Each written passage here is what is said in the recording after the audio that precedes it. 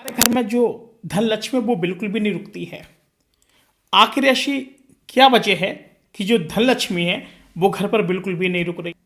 अन्न जिसको हम लोग खाते हैं, तो क्या है कि जब हम थाली में, जब जिस थाली में हम खाते हैं उस थाली में हमें कभी भी हाथ नहीं धुलना चाहिए। नंबर एक बात, बात समझ रहे हैं? अगर आप हाथ धुलते हैं तो आपके घर में आर्थिक तंगी पैसे की समस्या आ सकती है।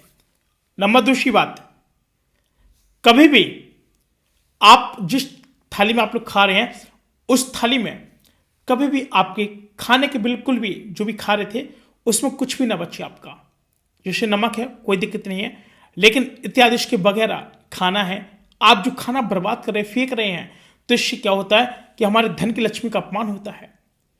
कभी कभी आप लोगों ने देखा होगा कि बहुत सारे लोग दूध रोटी खाते हैं, तो जब दूध आधा खाया तो खाया, और काफी सारे लोग क्या करते हैं कि जब नहीं खाया जाता तो उसको बाट में ना डाल करके, जिसको बोलते हैं नाली के पास में, जिसको बुंदेलखंड की भाषा में बोलते हैं काफी सारे लोग नर्धा बोलते हैं, नाली बोलते हैं, या जिसको पड़रा भी बोलते हैं, वहां पर जाकर के लोग कटोरी रख देते हैं। भाई कटोरी रख दी, उसमें रोटी भी सनी हुई है और उसमें दूध भी सना हुआ है। भाई अब रोटी भी सनी है, दूध भी सना हुआ है, और आपने क्या किया कि उस चीज को लिया और आपने वहां पर डाल दिया। कहां पे? नाली के पास। माता जी आई, उन्होंने देखा और उन्होंने कहा कोई बात नहीं, थोड़ा सा बचा है, चलो यहीं पे नाली में फेंक देते हैं। आपने किसका अपमान कर दिया?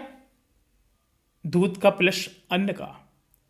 अगर आप वही चीज किसी बाट में किसी जानवर को खिला देते, किसी कुत्ते को खिला देते, तो उसमें आपको पुण्य मिल जाता, लेकिन आपने इतना न करके अपने ऊपर एक बहुत बड़ा एक पाप लाद लिया। बात समझ रहे?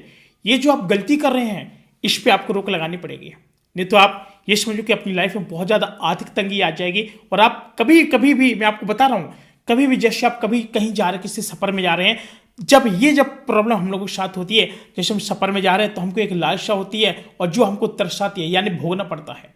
कभी कभी आप ऐसी जगह पर फंसेंगे जो पानी के लिए तरसेंगे। जो व्यक्ति ये सब काम करते हैं, कभी कभी आप ऐसी जगह फंसेंगे, कभी आप हॉस्पिटल में होंगे तो आप एक एक रुपए के लिए तरसेंगे, क्योंकि भगवान इसका जो लेखा जोखा है, एक जो मुसीबत वाला दिन आता है उस दिन ये बताता है। काफी सारे लोग क्या बोलते हैं कि वो व्यक्ति बहुत अच्छा, उसके घर में बहुत पैसा, बहुत अमीर है, ये है वो है, और इतना है उसके साथ, ऐसा वैसा।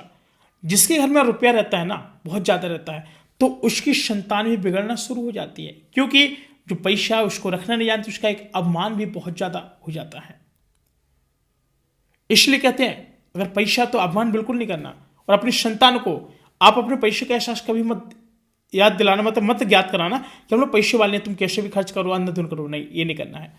नंबर तीसरी बात जो बताई गई है, काफी सारे लोग बताते हैं, यानी हिंदू धर्म में झाड़ू को बहुत ही ज्यादा महत्व दिया गया है। बताया गया कि बहुत ही शुभ माना जाता है, इसलिए कभी गलत जगह पर नहीं रखना चाहिए। कभी कभी हम लोग गैलरी में जाते हैं, रास्ते में जाते हैं, जहां पर आपने देखा होगा कि हिंदुओं के जो हमारे भगवान होते हैं, बकरी में जो बीच बकरी में बने रहते हैं, वहीं पर हमारी सैंडल है, वहीं पर जूता, वहीं पर हमारी चप्पल रखी रहती है, बड़े टिकाऊ एकदम रख देते हैं, कांच के शोपीस बना करके रखते हैं हम लोग। इस तरीके से रख देते हैं ना कि मानो कि जैसे कोई खाने पीने की चीज हो, और अपने जूतों चप्पलों को पास में जो वहीं पर भगवान जी की स्थापना रहती है। तो ये जो आप लोग बहुत बड़ी गलती करते हैं, ये आपको गलती नहीं करना है। अगर आप इस तरीके से गलती कर रहे हैं तो मां लक्ष्मी कभी भी आपके घर में बिल्कुल भी नहीं रुकेगी। नंबर चौथी बात, आपके घर में जूते चप्पल के अलावा झाड़ू, जो झाड़ू है रास्ते में पड़ी है, बाहर से आ रहे हैं उसको नाक के आ रहे हैं, या झाड़ू में आप लोग लात मार दे रहे हैं, या फिर आपने कभी थूक दिया। ये जो आप थूकने वाली बात करते हैं ना, आपने देखा होगा कभी कभी झाड़ू में लिखा रहता है महालक्ष्मी, देखा? महालक्ष्मी लिखा रहता है, और जो वो ये महालक्ष्मी लिखा होता है ना, वो सच में लक्ष्मी ही होती है। जो झाड़ू है ना, धनतेरस पर क्या खरीदना चाहिए बताइए आप लोग? झाड़ू ही खरीदना चाहिए। चाहे आप कुछ खरीदे ना खरीदे, लेकिन अगर आपने झाड़ू खरीद ली है तो ये समझिए कि मां लक्ष्मी आपके घर पर प्रस्थान कर चुकी हैं। बात समझिएगा, छोटी छोटी बात है लेकिन बहुत बड़ी बात है, आप लोग उस पर ध्यान नहीं देते हैं। बताया गया है कि ना ही रात को सोते समय बिस्तर के नीचे झाड़ू रखनी चाहिए। काफी सारे लोग सोते हैं सिर के नीचे रख ले, बिस्तर के नीचे रख लेते हैं, झाड़ू बगल में रख लेते हैं। कुछ चतुर लोग महामूर्तियां होती हैं, क्या करते हैं आजकल, जैसे किसी ने कहा कि माता जी ने कहा कि बेटा ये कूड़ा ये चूल्हा है, चूल्हे को पोत दो। नहीं माँ जी, मेरे हाथ में काला काला चला जाएगा, मेरे नाखून ना बड़े प्यारे हैं, बहुत बड़े बड़े हैं। ये जो आप अभिमान कर रहे हो ना नाखून का, ये सब शमशान घाट में सब जहाँ पे जलाया जाता है ना, ये वहीं पर सब घमंड चूर हो जाता है। आपने देखा ना 2 दिन का मेला, ये जो स्टेटस आपने देखा होगा, तो जो 2 दिन का मेला है ना, ये यही मेला है। हम इस मेला में खोए रहते हैं। 2 दिन का मेला, जाना पड़ेगा शमशान, ये वही चीज है। जाना सबको है, लेकिन ऐसे कार्य ना करो कि हम बीच सफर में चलें तो हम लोग ऐसे कार्य बना दें कि हमको भोगना पड़े।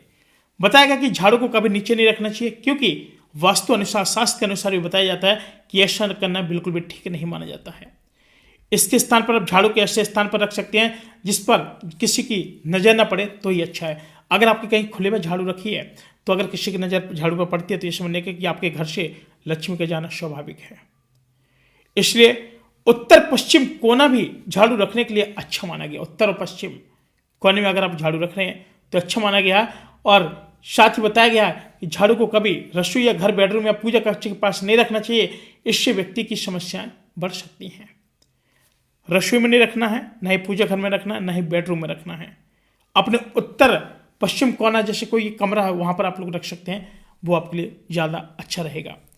साथियों, जैसे बताया गया कि साथ ही वास्तुशास्त्र में माना भी गया कि इलेक्ट्रॉनिक सामान जैसे आपका हो गया मोबाइल, घड़ी भी हो गया आपका, ये चीजें हैं आपको अपने पास रख करके नहीं सोना चाहिए, कभी नहीं सोना चाहिए। इससे आपका क्या है कि आपके अलावा और पढ़ाई लिखाई से जुड़ी काफ़ी सारी चीज़ों में आपके अखबार किताब को अपने सिरहाने पर रखकर नहीं सोना चाहिए, क्योंकि इसमें विद्या का अपमान होता है, जिससे आपकी जो बुद्धि है वो भी भ्रष्ट होना शुरू हो जाती है।